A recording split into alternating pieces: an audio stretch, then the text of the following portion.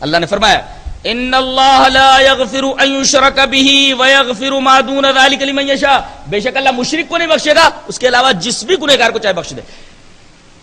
شرک کی 4 قسمیں ہیں، شرک فی العلم، شرک فی التصرف، اور شرک فی العبادہ، اور ایک شرک فی العادہ۔ یہ 4 قسم کی شرک ہے۔ شرک فی التصرف کا مطلب کیا ہے؟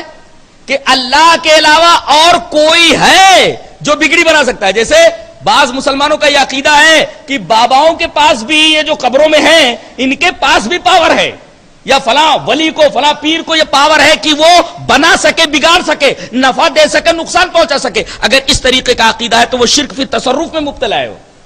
اور ایک ہے شرک فی العلم۔ شرک فی العلم کا مطلب کیا ہے؟ جیسے اللہ تبارک و تعالیٰ کو غیب کا علم ہے، ایسے بابا کو بھی غیب کا علم ہے، وہ بھی بتا دیتے ہیں کیا کھا کر آیا ہے، تیرے گھر میں کیا ہے، تیرے مکان میں کہاں خزانہ گڑا ہوا ہے، وغیرہ وغیرہ۔ یہ شرک فی العلم ہے، یعنی یہ عقیدہ رکھنا کہ اللہ کے علاوہ کوئی اور بھی غیب کا علم رکھتا ہے تو یہ شرک فی العلم ہے۔ کوئی بنا سکتا ہے، بگاڑ سکتا ہے، نفع یا نقصان پہنچا سکتا ہے، وہ تو شرک فی التصرف ہے۔ اور اللہ کے علاوہ کوئی غیب کا علم جانتا ہے، وہ شرک فی العلم کا مرتکب ہے۔ اور ایک شرک فی العبادہ، جتنی بھی مراسم عبودیت اللہ کے لیے خاص ہیں، اللہ کے لیے یا اللہ کے گھر کے لیے خاص ہیں، وہ اللہ کے گھر کے علاوہ یا اللہ کے علاوہ کسی کے لیے کرے تو وہ شرک فی العبادت ہے۔ مثلا سجدہ اللہ کے لیے خاص، کسی اور کے لیے اگر کرتا ہے تو شرک کرتا ہے۔ رکوع اللہ کے لیے، کسی اور کے لیے کرتا ہے تو شرک کرتا ہے۔ قیام اللہ کے لیے خاص، کسی اور کے لیے کرتا ہے تو شرک کرتا ہے۔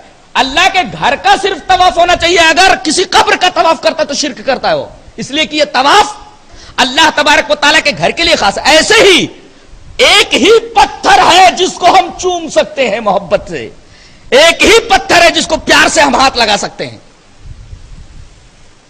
وہ پتھر کون سا ہے؟ حجر اسود ہے۔ اور کسی پتھر کو آدمی چومنے لگے تو حرام ہے، وہ شرک ہے۔ اسی طریقے سے ایک گھر ہے جس کو غسل دیا جاتا ہے محبت سے، کون سا گھر ہے وہ؟ کعبہ۔ اب اگر کوئی کہے کہ قبر کو دھل کر کے اس کا جو غسالہ ہے، پانی ہے، وہ بھی تبرک کے طور پر استعمال کیا جا سکتا ہے، شرک کا مرتکب ہے وہ۔ اس لیے کہ نہلانا کسی گھر کو اللہ کے گھر کے علاوہ جائز نہیں ہے۔ طواف اللہ کے گھر کے علاوہ کسی اور جگہ کا جائز نہیں ہے۔ بوسہ دینا حجر اسود کے علاوہ کسی پتھر کو جائز نہیں ہے۔ محبت سے کسی اور پتھر کو چھونا حجر اسود کے علاوہ جائز نہیں۔ آپ ایک سوال یہاں کر سکتے ہیں کہ آخر وہ پتھر کائے کو وہاں رکھا ہوا ہے کہ لوگ اعتراض کریں کہ مسلمان بھی پتھر پوجتا ہے، کائے کو رکھا ہوا ہے وہ؟ سوال کر سکتے ہیں آپ نا، اس کا جواب بڑا پیارا دے رہا ہوں، تو لے کر کے جاؤ۔ دیکھو، ہر زمانے میں عہد و پیمان کے کچھ طریقے ہوا کرتے تھے۔ عہد ابراہیمی میں عہد و پیمان کا طریقہ یہ تھا کہ میدان میں ایک پتھر رکھ دیا جاتا تھا۔ عہد ابراہیمی میں عہد و پیمان کا طریقہ کیا تھا؟ میدان میں ایک پتھر رکھ دیا جاتا تھا اور لوگ آ کر کے اس پتھر کو چھوتے تھے اور الگ ہٹ جاتے تھے۔ مطلب کیا ہوتا تھا؟ یعنی جو بات زیر غور ہے، جن جن لوگوں نے پتھر کو چھوا ہے سب لوگ اس بات سے متفق ہیں۔ یہ عہد ابراہیمی میں عہد و پیمان کا اصول تھا۔ اب حضرت ابراہیم علیہ السلام نے وہ کالا پتھر، بعض لوگ کہتے جنت سے آیا، وہ پتھر اٹھا کر کے وہاں رکھ دیا ہے۔ اس کا ایک مقصد تو یہ ہے کہ بھئی آپ کو 7 چکر لگانا ہے، کوئی پوائنٹ ہونا چاہیے نا جہاں سے آپ چکر شروع کریں اور جہاں چکر ختم ہو۔ تو ایک تو وہ بتاتا ہے کہ پوائنٹ یہ ہے، یہیں سے آپ حجر اسود کو بوسہ دے کر کے یا چھو کر کے چکر شروع کریں، 3 چکر ذرا آ کر جس کو رمل بولتے، اور بقیہ کے 7 چکر میڈیم، یہیں سے شروع کریں، یہیں پر آئے 1 چکر ہو گیا، پھر یہاں سے چلے یہاں آئے دوسرا چکر ہو گیا, یہاں سے چلے پھر یہیں آ گئے تیسرا چکر. ایسے ہی ایک تو یہ پوائنٹ ہے کہ یہیں سے چکر شروع ہوتا ہے, یہیں آ جاؤ تو ایک چکر پورا ہو گیا. ایک مقصد تو اس کا یہ ہے وہاں رکھنے کا, اس وجہ سے وہاں رکھا ہوا. اور دوسرا مقصد عہد ابراہیمی میں وہ جو طریقہ تھا عہد و پیمان کا, اس کو بھی قائم رکھا گیا, اس لیے کہ اس گھر کو بنانے والا کون؟ اللہ کا خلیل حضرت ابراہیم علیہ السلام, کہ انہوں نے وہ پتھر رکھ دیا ہے عہد و پیمان کے لیے, کہ جیسے کوئی عہد و پیمان کیا جانا ہوتا تھا تو پتھر میدان میں رکھ دیا جاتا تھا, جو اس پر ہاتھ رکھتا تھا وہ اس بات سے متفق ہوتا تھا. حضرت ابراہیم نے وہ پتھر وہاں رکھ دیا کہ دنیا کے جن جن لوگوں کو توحید سے محبت ہو وہ آ کر کے ذرا اس پتھر کے اوپر اپنے ہاتھ رکھتے جائے, تاکہ گواہی بن جائے عہد و پیمان کا جو اصول میں نے بنایا تھا, عہد و پیمان کا جو طریقہ تھا وہ یہاں ظاہر ہو جائے کہ جو آدمی اس پتھر کے اوپر ہاتھ لگائے گا وہ یہ بتا رہا ہے, ظاہر کر رہا ہے کہ میں موحد ہوں اور جان دے دوں گا مگر توحید کو نہیں چھوڑوں گا, یہ تجھ سے عہد کر رہا ہوں میں.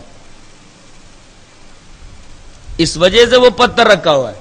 تو یہ جو دو بنیادی وجہ ہیں یہ تو ہمارے سامنے ہی ہے, اس وجہ سے وہ پتھر رکھا ہوا, اس کا رکھا جانا وہاں ضروری ہے.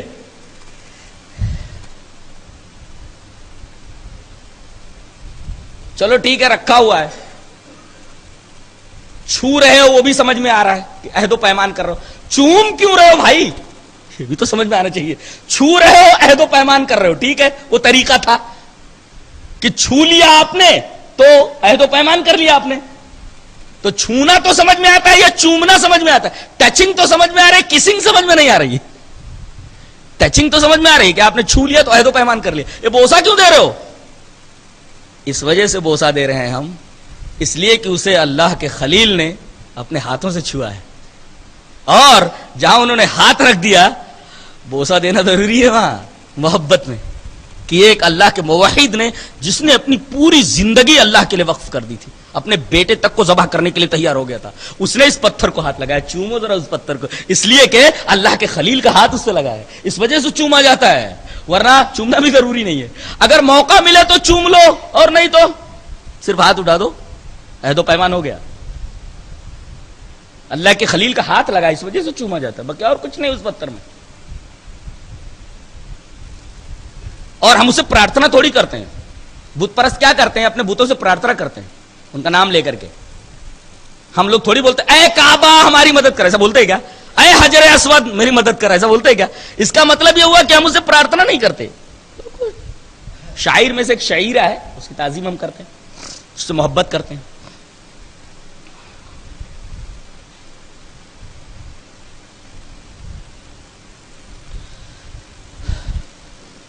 تو ایک ہوا شرک فی التصرف, اللہ کے علاوہ کوئی اور بنا بگاڑ سکتا ہے, اللہ کے علاوہ کسی کو غیب کا علم ہے, شرک فی العلم. شرک فی العبادہ, عبادت کے جتنے مراسم اللہ کے لیے خاص ہیں کسی اور کے لیے خاص, اور یہ تو وہ شرک فی العبادت. ایک ہے شرک فی العادت, عادت کے طور پر شرک. وہ کیا ہے؟ بچے کا نام حسین بخش رکھ دینا, حسین بخش یعنی حسین نے بخشا ہے, پیر بخش پیر نے بخش دیا ہے, یہ ایسے نام رکھنا یہ شرک فی العادہ ہے. دائنے ہاتھ کی ہتھیلی کھجلا رہی ہے, کچھ نوٹ آنے والا ہے, بائیں ہاتھ کی ہتھیلی کھجلا رہی ہے, نوٹ جانے والا ہے. کوا چھت کی مڈیر کے اوپر بول رہا ہے, کوے ماما بول رہے ہیں کوئی مہمان آنے والا ہے. کوے کو کیا معلوم کون آنے والا ہے. فلاں نچھتر سے پانی برستا ہے, یہ شرک فی العادہ ہے. تو یہ چاروں قسم کے شرک جو میں نے بتائے, ان میں سے کسی ایک شرک کے اندر اگر آدمی ملوث ہے تو وہ مشرک ہے, اللہ تبارک تعالیٰ اسے نہیں بخشے گا. ان اللہ لا یغفر ان یشرک بہ ویغفر ما دون ذلک لمن یشاء ومن یشرک باللہ فقد ضل ضلالا بعیدا.